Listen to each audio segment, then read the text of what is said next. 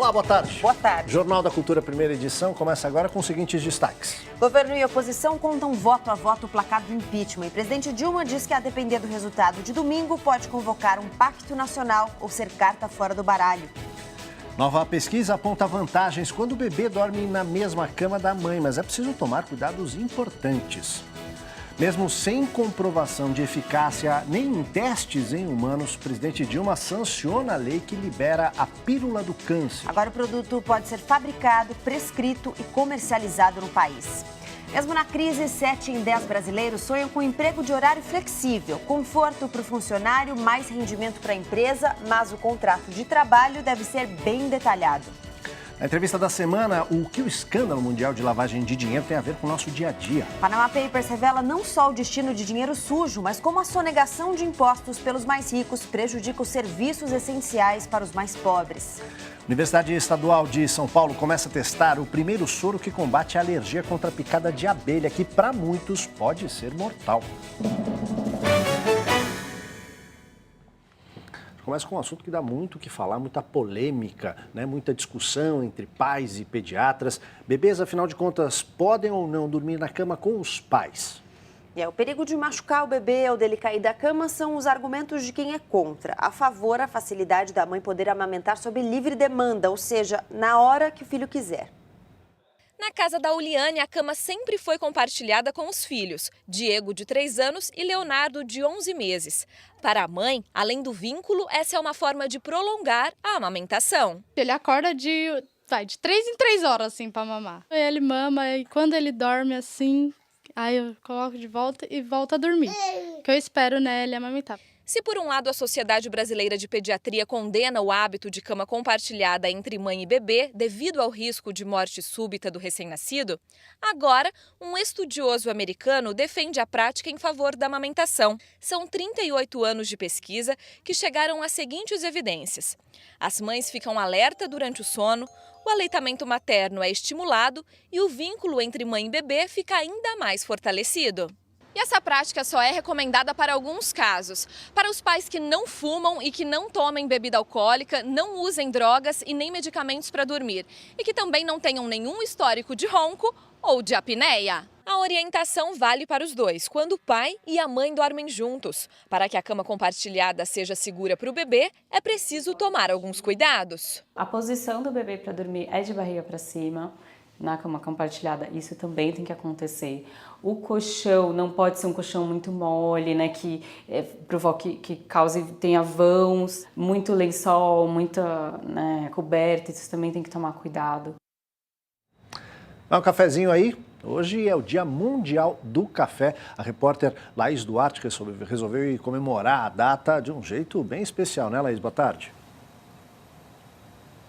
É isso mesmo, Aldo. Boa tarde para todo mundo. Mais especial impossível, tomando um bom cafezinho. Eu vou conversar com a Gelma Franco, que é barista e especialista em cafés especiais. Boa tarde, Gelma. Boa tarde. Dá pra gente ter um café especial na nossa casa mesmo? Mas claro que dá. O mais legal é que isso é fácil de fazer, né? E o que a gente vai mostrar hoje pro pessoal. Como é que faz? Vamos lá. Eu sempre indico que é bom comprar em grão, café em grão, e você moer rapidinho em casa. Isso aqui é um moedor caseiro, super bacana, que você pode moer o cafezinho na hora, a moagem. E a proporção para fazer uma xícara, para 100 ml, você coloca 10 gramas de pó e você coloca 100 ml de água. É super prático. Água, pessoal, não precisa ferver. Na pré-ebulição, você começa a passar o seu café. Tá? Então você pega essa água, sempre em movimento circular, devagarinho, e você rapidinho tem um café maravilhoso. Eu costumo dizer, café bom é café feito na hora, né? Tá, ok, muito obrigada pela participação. E uma dica da Gelma, olha só, café passado na hora não dá nem dor de estômago, Aldo. Isso aí, só não pode exagerar como tudo na vida. Obrigado, Laís, pelas informações.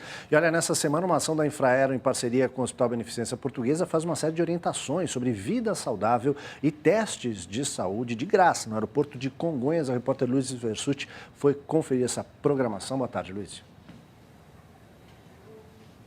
Oi, Aldo, boa tarde para você, boa tarde para todo mundo. A equipe do hospital está aqui no aeroporto de Congonhas desde segunda-feira, oferecendo testes de hepatite B e também distribuindo cartilhas informativas sobre a importância de hábitos saudáveis de vida, de atividades físicas. O foco são os funcionários do aeroporto, mas os passageiros que passarem por aqui também serão atendidos. Agora, pela manhã, foi realizada uma palestra para os funcionários com o tema do sangue no corpo, o caminho do sangue no corpo. E mais tarde, quem vier passar aqui até as 3 horas da tarde pode fazer esse teste de hepatite B, que o resultado fica pronto rapidinho, em apenas 1 minuto. E essa programação não para por aí, não. É isso mesmo, doutor Renato? Boa tarde. Boa tarde, exatamente. A gente vai ter amanhã a medida da circunferência abdominal, do peso, do cálculo do IMC, que é um dado essencial para a gente fazer o controle de doenças crônicas. E depois de amanhã também a gente volta a ter o teste de hepatite B, aqui vinculado à beneficência portuguesa. Ok, obrigada pelas suas informações. Quem estiver por aqui, essa ação vai amanhã das 10 da manhã às 3 horas da tarde. Pode realizar então também o teste de hepatite B. E os testes estão sendo realizados aqui no primeiro andar do aeroporto, ao lado da sala de embarque. Eu volto no estúdio com você, Aldo. Obrigado, Luiz e Gabriela. Fala agora de trabalho, que até algum tempo atrás, a ideia de sucesso profissional do brasileiro era trabalhar muito tempo no mesmo lugar, passar horas dentro do escritório. Hoje, o trabalhador quer mais qualidade de vida, com a possibilidade de trabalhar de casa, por exemplo, ou um horário mais flexível alguns dias da semana. Não se trata de sombra e água fresca. Hoje, o que acontece é você proporcionar aos funcionários ter um horário para fazer exercício físico, ter um horário para estudar. É muito mais até um plano de retenção do que uma política de RH. Mas na prática, só 38% dos trabalhadores com carteira assinada no país conseguem flexibilidade nos horários de trabalho. Pedro está entre eles. Eu utilizo isso fazendo uma pós-graduação, então eu sempre busco esse horário flexível para melhorar o meu rendimento dentro do meu trabalho. Mesa vazia em pleno horário de expediente. Não significa que o dono desse posto esteja de folga. Ele pode estar a serviço da empresa em casa. Poder trabalhar de qualquer lugar é o sonho de 73% dos trabalhadores no Brasil. É bom para fugir do trânsito, aproveitar o tempo a mais para focar nos resultados. Você estar de corpo presente não significa que a alma está junto. Não importa a carga horária que ele trabalhe, importa é o produto final. Mas, além de disciplina com horários, é preciso que o trabalhador também defina bem os combinados com o empregador. Não ter medo de receber pelo resultado, sua remuneração através de um resultado obtido. E ter uma conversa muito franca com as empresas no sentido de entrega e disponibilidade. Agora uma boa notícia, hein? Já tomou picada de abelha? Já, doeu bastante. Sou quase alérgica. Na região fica muito inchado. Então, olha só. Criado aqui no Brasil e único no mundo, um soro para neutralizar a ação do veneno de abelhas no corpo começa a ser testado em humanos. O soro levou 15 anos para ser desenvolvido numa parceria da Unesp com o Instituto Vital Brasil e ele pode ser o primeiro tratamento específico contra picadas de abelhas africanizadas presentes em toda a América do Sul. Bastou uma picada de abelha para o Ederson parar no hospital. O rosto inchou, os olhos ficaram irritados e ele teve que ficar de repouso em casa. Sabia que tinha alergia? Não sabia. Aí me deram um soro, me deram uma injeção antialérgica, pediram para eu ficar lá um pouco, aí mais tarde me liberaram. A dor já melhorou um pouco e logo ele deve retornar ao trabalho. Mas a consequência disso poderia ter sido muito mais grave. Quando um adulto sofre mais de 200 picadas de abelha, o corpo recebe uma quantidade de veneno capaz de causar lesões no coração, no fígado e nos rins. Se a pessoa for alérgica, é ainda pior. Apenas uma picada pode levar à morte. Segundo o Ministério da Saúde, cerca de 15 mil casos de picadas de abelhas são registrados por ano no Brasil e mais de 40 mortes.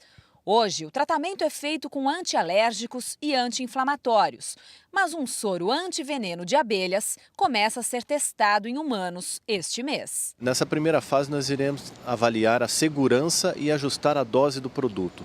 Serão 20 pacientes. Nós temos possivelmente 2 a 3 anos de ensaio clínico em pacientes E a seguir nós vamos passar para uma outra fase, que seria a fase 3 de ensaios. Após isso, somente é que será registrado e disponibilizado para a rede SUS do país. Vamos às notícias nacionais. Incêndio destrói carros alegóricos do Carnaval de São Paulo abandonados pelas escolas perto do Sambódromo. Pois é, mais um capítulo aí na pílula do câncer. O presidente Dilma Rousseff sanciona sem vetos a lei que autoriza o uso desse produto. Apesar das restrições da Anvisa pela falta de comprovação da eficácia do medicamento, a lei publicada hoje no Diário Oficial permite o uso no país da substância fosfoetanolamina sintética, apelidada de pílula do câncer. O consumo do medicamento deve ser feito sob orientação médica e é restrito a pacientes diagnosticados com tumores malignos. Aposentados da Previdência Estadual do Rio de Janeiro protestam contra o parcelamento dos salários acima de R$ 2.000, anunciado pelo governo fluminense. O governador em exercício, Francisco Dornelles, disse que a situação financeira do Estado é trágica por causa da queda na arrecadação dos royalties do petróleo e o estouro nas contas do Sistema Estadual de Previdência. Incêndio hoje de madrugada destruiu 5 carros alegóricos num terreno perto do Sambódromo do AMB, em São Paulo. Os bombeiros conseguiram evitar que outros carros aglomerados no local fossem atingidos. A polícia investiga se o incêndio foi acidental ou criminoso. Moradores da região reclamam que, passados quase 3 meses do carnaval, as escolas de samba ainda não retiraram os carros alegóricos do local. Falar da situação em Brasília, para participar da votação no domingo do processo de impeachment, ministros e secretários estaduais deixam cargos para reassumir as cadeiras como deputados. Ao menos 23 parlamentares de 8 estados reassumiram as cadeiras na Câmara dos Deputados. Desses, 15 são favoráveis ao afastamento e 8 contrários. Entre os ministros, pelo menos 4 devem deixar os cargos para votar contra a saída de Dilma Rousseff. 3 são deputados pelo PMDB. Marcelo Castro, responsável pela pasta da Saúde, Celso Pancera, ministro da Ciência e Tecnologia, e Mauro Lopes, da Aviação Civil. O PSD também anunciou que a maioria do partido vai votar a favor do impeachment. E a decisão da nossa bancada é de mudar o encaminhamento de liberado para apoiar o relatório pela admissibilidade. A oposição está confiante de descontabilizar mais de 350 votos dos 513 deputados a favor do afastamento. Para o processo passar para o Senado, são necessários 342 votos. Eu acredito que vamos ter maioria, eu até dou um palpite em torno de 366 votos a favor do impeachment, e aí teremos depois a transição do processo através do Senado. O cara que precisa de 342 e diz que tem 350, é porque está mentindo. Quer dizer que ele não tem margem de erro. Vamos botar a margem de erro dele, de 10%. Se eles têm 350 menos 10, como é? É 0 de impeachment. Os parlamentares até organizaram um bolão do impeachment. Nós resolvemos fazer uma brincadeira, mas é uma brincadeira que todo mundo está querendo acertar. Quantos votos vai ter o impeachment? Eu acho, por exemplo, vai ter 382. A ordem de votação já foi definida. Vai começar pelos deputados do Sul e terminar com os do Norte. Entre os parlamentares do mesmo estado, a chamada seguirá por ordem alfabética. Em conversa com jornalistas aqui no Palácio do Planalto, a presidente Dilma Rousseff disse que vai resistir até o último minuto ao processo de impeachment. Ela também afirmou que tem apoio suficiente na Câmara. Se ganhar, vai propor um pacto político, mas se perder, ela disse que será carta fora do baralho. Te falar, é impressionante, né? A gente acha que o processo é sério e aí os nossos nobres parlamentares fazendo bolão, tentando para decidir inclusive o futuro faturar. Do país. Não é estão ótimo? aí tentando isso, tem que acertar a votação, né? E aí fatura umzinho a mais, né? Do que eles já levam. E falando em seriedade, né? Já são 5 meses. O processo por quebra de decoro parlamentar contra o presidente da Câmara, deputado Eduardo Cunha, está na fase inicial. Pois é, ainda. A acusação é leve, viu? É só de ter mentido sobre ter contas no exterior que teriam sido usadas para o pagamento de 5 milhões de dólares em propinas do esquema da Petrobras. A manobra mais recente foi a renúncia ontem do deputado Fausto Pinato, do PP, que votaria contra Cunha. Alegando mudança de partido do PRB quando obteve a vaga para o PP, Pinato deu lugar a Tia Heron, do PRB baiano, aliada do presidente da casa. Com isso, Eduardo Cunha passa a ter maioria no Conselho de Ética e pode engavetar de vez o processo contra ele. Na abertura dos trabalhos hoje, o presidente do Conselho fez o desabafo. O Conselho de Ética fica à mercê da boa vontade do presidente dessa casa, que com a caneta ou dele ou de alguém da mesa amando o dele, decide o que tem que fazer. Nem que eu fique sozinho nessa mesa aqui, eu tenho certeza que o meu relator não vai me deixar e alguns deputados que querem apurar não vão deixar esse conselho. Nós vamos chegar ao fim dessa batalha. Nós não queremos caçar ninguém, nós queremos apurar e levar a plenário para que a maioria dessa casa, no plenário, decida. O deputado Eduardo Cunha nega qualquer manobra e diz que, na verdade, está exercendo o direito de defesa e por isso é que esse trâmite está tão demorado. A gente tem falado aqui bastante do vazamento chamado de Panama Papers, esses documentos do escritório Panamá, Mossack Fonseca, que revelaram milhares de contas em paraísos fiscais. Isso tem tudo a ver com a nossa vida. Dá para dividir em 3 tipos principais de recursos nessas contas. Os de origem ilícita, que financiam atividades criminosas, tráfico de drogas, até terrorismo. Os de origem lícita, declarados, essas aí não tem problema. A maioria dos países permite, é só declarar. E os de origem lícita, mas não declarados. E é disso que a gente fala, desses recursos aí que a gente fala na entrevista da semana, para entender o custo social de não pagar os impostos que seriam devidos. A nossa conversa hoje é com o professor Heleno Taveira Torres, professor titular de Direito Financeiro da USP. Qual é o custo de um sistema que tem tanta evasão fiscal? O custo disso é muito alto, porque aqueles que deixam de pagar impostos, obviamente, trazem consequências imediatas à vida das pessoas, porque reduzem a capacidade do Estado de fornecer educação, de fornecer saúde de qualidade, e tudo isso é sentido pela população.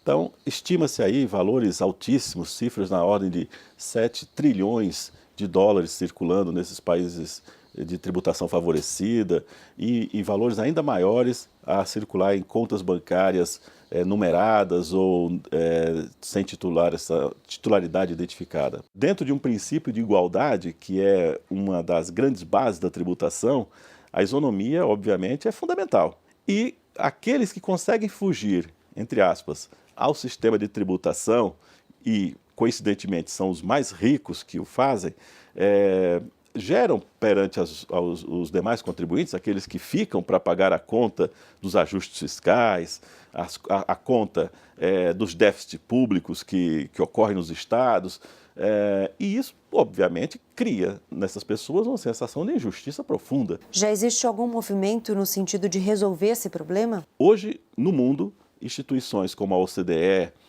estão preocupadíssimos em criar as condições para superar esse problema, através de um programa específico, que é o BEPS, onde estão elencados 15 modelos de ações, de planos de ação para resolver os problemas de planejamentos tributários agressivos, e ao lado disso, um acordo multilateral com troca de informações automáticas entre 132 países, é o chamado Foro Global, que compreende os países membros da OCDE, o G20 e outros países que aderiram a esse foro internacional. O Brasil faz parte desse foro. É muito importante que essas mudanças internacionais também sejam construídas internamente, para que, em breve tempo, nós tenhamos aí esses recursos servindo à educação, à saúde, à segurança no Brasil.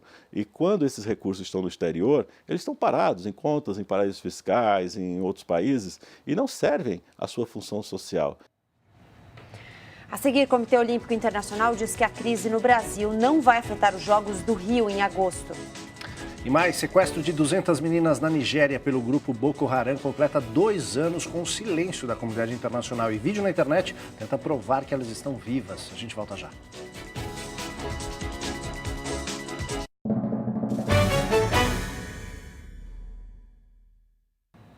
O grupo extremista Boko Haram, que atua no norte da Nigéria, divulgou um vídeo como prova de vida de 15 das 219 meninas sequestradas numa escola em abril de 2014. Essas imagens foram recebidas exclusivamente pela rede de TV americana CNN, que as enviou a autoridades nigerianas. Especialistas analisam a autenticidade da mensagem e a data em que o vídeo foi gravado.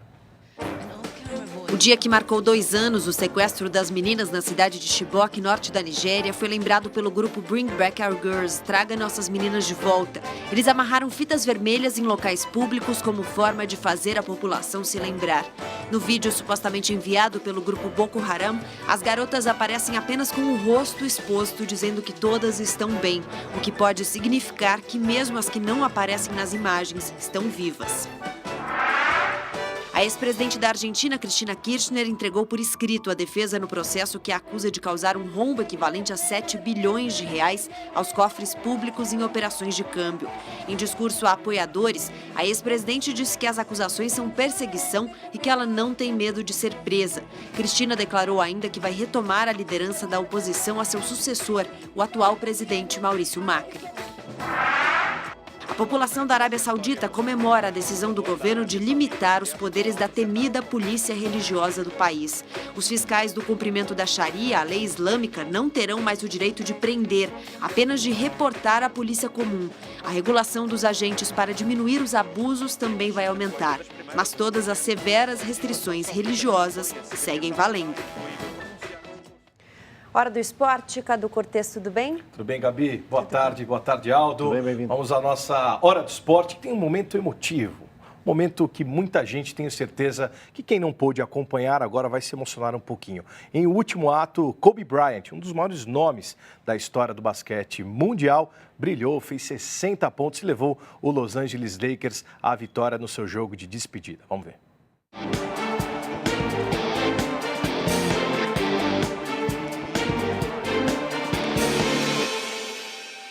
Com 60 pontos e uma vitória conquistada nos últimos segundos, Kobe Bryant escreveu de forma brilhante o último capítulo da sua história. O camisa 24 deixou a quadra do Staples Center sob aplausos, aos gritos de Kobe, Kobe e ao som de Simply the Best, sucesso de Tina Turner. Uma despedida inesquecível na vitória de virada dos Lakers por 101-96 sobre o Utah Jazz, que já não tinha condições nem de alcançar a próxima fase. Para completar, foi a maior pontuação de um jogador desta temporada da NBA. Quando o Magic Johnson pegou o microfone, veio o silêncio. Kobe Bryant. Nunca um jogador defendeu tanto uma equipe na NBA. Kobe nunca abandonou Los Angeles, sem a camisa 24 em quadra, que em breve deve ser imortalizada. Mamba out. Ele dá adeus e todos dizem obrigado. Genial, Kobe Bryant, acho que depois do Michael Jordan, um dos maiores nomes, sem dúvida nenhuma, ao lado de Scottie Pippen, Larry Bird, um baita jogador. O Comitê Olímpico Internacional diz que os Jogos da Rio 2016 estão preservados da crise política. Vamos ver. O diretor executivo do COI, Christopher Dubie, afirmou que a preparação para a Olimpíada do Rio está preservada da crise política pela qual passa o país. Nesta quarta, ele e Nawal El Moutawakel, a presidente da comissão do COI, buscaram se manter distantes da discussão política. Contudo, ambos afirmaram que estão certos de que não houve casos de corrupção em obras olímpicas. A revitalização da zona portuária foi citada na Operação Lava Jato. Os dirigentes do comitê foram questionados a respeito do Engenhão e do Velódromo, obras ainda inacabadas. Dubie destacou que pequenos problemas precisam ser solucionados e lembrou que arenas temporárias serão erguidas para resolver situações emergenciais. De acordo com ele, os detalhes são o principal entrave e os atores envolvidos já estão cientes, como no Velódromo, que hoje já apresenta um certo avanço. Os dois comandaram a 10ª e última visita da Comissão de Coordenação do COI para os Jogos Rio 2016. Amanhã tem início aquele torneio teste, né, no Rio de Janeiro para a natação. A torcida aí para que alguns brasileiros, por exemplo, César Cielo, consigam o índice para os Jogos Olímpicos ainda nesta sexta-feira. Balançando as redes agora, a hora dos gols na hora do esporte. Vamos ver. Liga dos Campeões da Europa, o Benfica mostrou que é gigante e jogou de igual para igual com o Bayern de Munique no Estádio da Luz. Porém, o empate em 2-2 classificou o time alemão. No fim do jogo, mais de 60 mil torcedores aplaudiram de pé os encarnados de Lisboa. Atlético de Madrid e Barcelona. Cruzamento de 3 dedos na cabeça de Griezmann, 1-0. Iniesta faz pênalti. Novamente, o francês foi para as redes. Um gol levaria a decisão para os pênaltis, já que o primeiro jogo foi 2-1. E o juiz marcou falta, fora da área. Messi manda para fora e fim de papo. Barcelona está fora da Champions e os colchoneiros fizeram a festa. O São Paulo pegou o River Plate da Argentina e venceu com propriedade. Mais de 51 mil torcedores viram Caleri abrir o placar. E ele fez mais um de cabeça. Os milionários diminuíram com Ivan Alonso em falha feia de Denis. O tricolor precisa apenas de um empate semana que vem contra o The Strongest da Bolívia. E hoje o Palmeiras joga o seu futuro contra o River Plate do Uruguai no Allianz Parque. Precisa da vitória, precisa torcer também para uma vitória do Nacional contra o Rosário. É isso, gente. Valeu, Cadu. Até amanhã. Valeu, Obrigado. até amanhã. Tchau, tchau. E o Jornal da Cultura, primeira edição, fica por aqui. Uma ótima tarde para você. Agora você acompanha o JC Debate, que hoje fala sobre os cuidados que a gente deve ter na hora de escolher uma atividade física. A gente volta amanhã ao meio-dia. Uma boa tarde para você. Tchau. Tchau.